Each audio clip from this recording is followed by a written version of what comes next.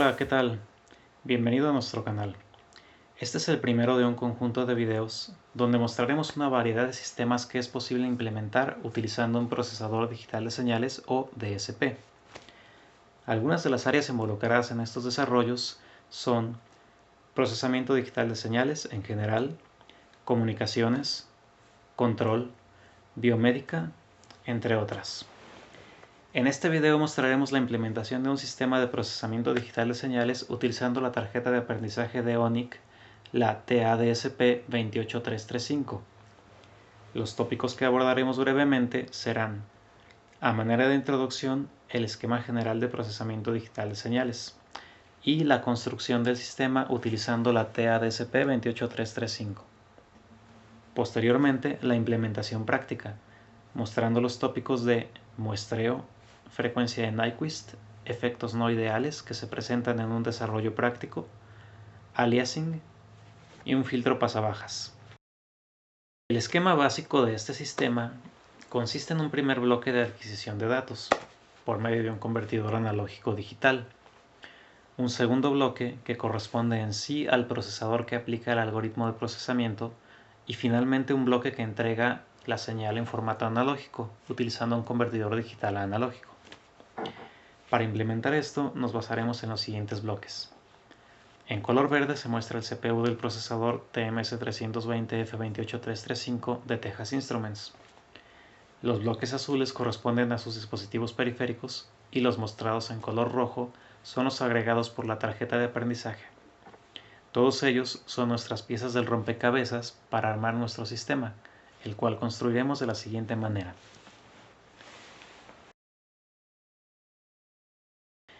La etapa de conversión analógico-digital, incluido el ADC del dispositivo, se encargará de tomar las muestras de la señal de entrada.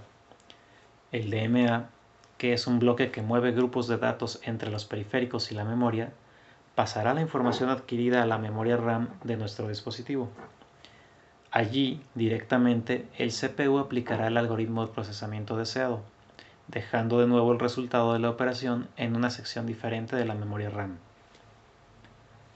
Posteriormente, el mismo DMA moverá los datos arrojados por el CPU al MacBSP, el cual es una interfaz serial de comunicación hacia el DAC externo, que finalmente entregará una señal analógica ya procesada. Los parámetros del algoritmo de procesamiento o del filtro implementado pueden ser modificados en cualquier momento utilizando la interfaz humana de la tarjeta, es decir, los botones o interruptores. Por ejemplo, podríamos configurar los interruptores para que funcionen como un ecualizador digital. Cabe destacar que en esta implementación el DMA libera al procesador de todas las tareas relativas al movimiento de datos, permitiéndole dedicarse enteramente y sin distracciones a la aplicación del algoritmo. Y esta es una de las razones por las cuales los DSPs tienen ventaja sobre otro tipo de procesadores en estas aplicaciones. Pasada esta introducción, procederemos ahora a la implementación práctica. Para hacer esta demostración, utilizaremos únicamente la TADSP28335 junto con un osciloscopio y un generador de funciones. Conectaremos la señal de entrada del generador a la sección de conversión analógico-digital de la tarjeta, mientras que con el osciloscopio observaremos esta misma señal de entrada junto con la salida del DAC de la tarjeta. Entonces introduciremos una señal de 3 kHz dentro del rango de voltaje del ADC, y lo primero que mostraremos es un sistema donde únicamente se están tomando las muestras de la señal y enviando a la salida.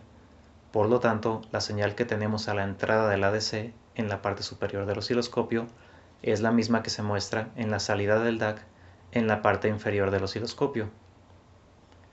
El sistema está utilizando una frecuencia de muestreo de 500 kHz, por lo tanto se tienen las suficientes muestras para representar la señal de forma suave. Ahora cambiaremos la señal de entrada a 30 kHz. En este caso, tenemos un menor número de muestras por ciclo, 16 muestras, por lo que estaríamos viendo una señal escalonada.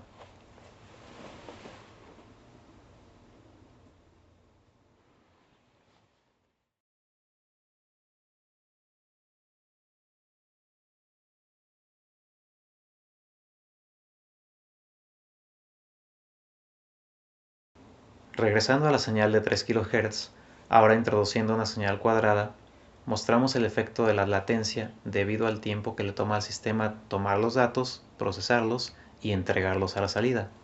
Aquí, por lo tanto, no se está mostrando una señal invertida, sino que cada pulso está retrasado en medio ciclo de la señal para ser procesado a la salida del sistema. Este es uno de los efectos que no observamos cuando utilizamos un programa de simulación o cálculos matemáticos en una computadora.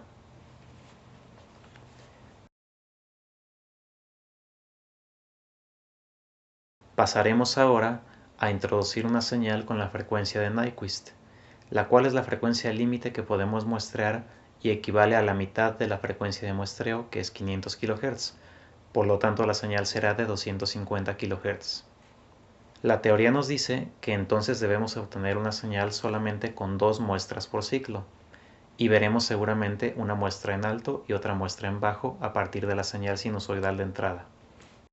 Entonces, haciendo una pausa aquí en la imagen, vemos que efectivamente tenemos dichas muestras. Sin embargo, aquí hay otro efecto que no habíamos considerado en un principio, y es que podemos apreciar que aunque tenemos las 2 muestras por ciclo, la amplitud de la señal de salida está variando, como si tuviéramos una señal modulada. Si cerramos la base de tiempo, podemos observar de mejor manera este fenómeno.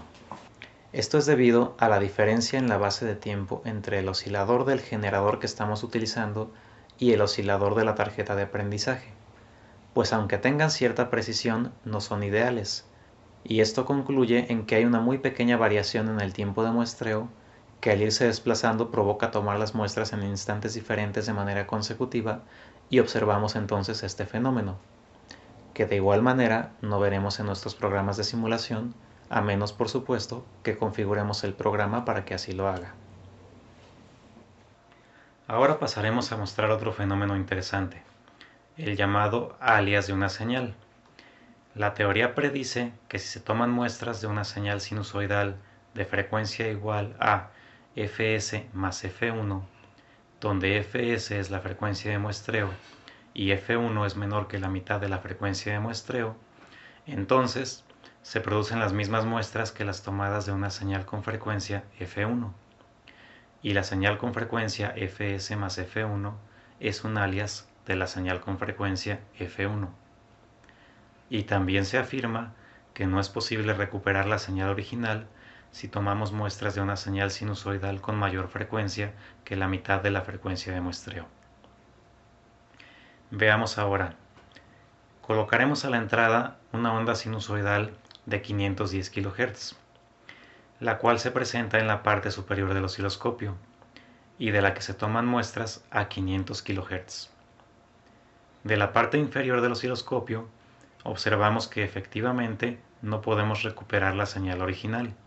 Sin embargo, si cerramos la ventana de tiempo, vemos que sí estamos obteniendo de hecho una señal sinusoidal, pero de una frecuencia de justamente la diferencia entre la frecuencia de entrada y la frecuencia de muestreo, 10 kHz. Y esto, lejos de ser un fenómeno extraño, es simplemente una característica de los sistemas de procesamiento digital de señales. Lo siguiente a presentar es un filtro pasabajas con frecuencia de corte de 50 kHz, el cual ya está cargado en el código del procesador. Introducimos entonces una señal de entrada de 10 kHz, de la cual incrementaremos la frecuencia en intervalos de 10K y veremos a continuación el cambio en la amplitud de la señal de salida.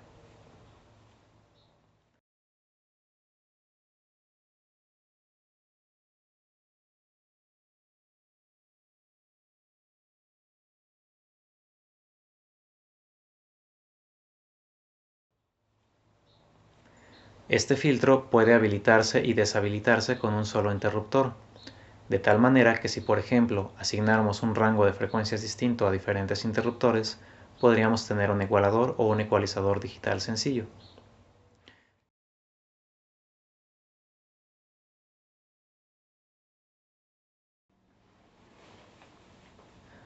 A manera de resumen, con la tarjeta de aprendizaje de ONIC hemos llevado a la práctica en unos minutos conceptos de muestreo, frecuencia de Nyquist, aliasing, un filtro pasabajas, y algunos efectos no ideales como la latencia de un sistema y la no idealidad de nuestros osciladores.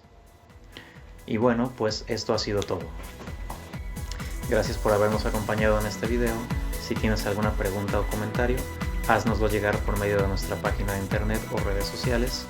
De igual manera, si te ha parecido interesante y crees que para alguno de tus conocidos pueda hacerlo, compártelo con ellos por el medio que tú prefieras. Esto nos ayudaría mucho. Buen día y hasta el próximo video.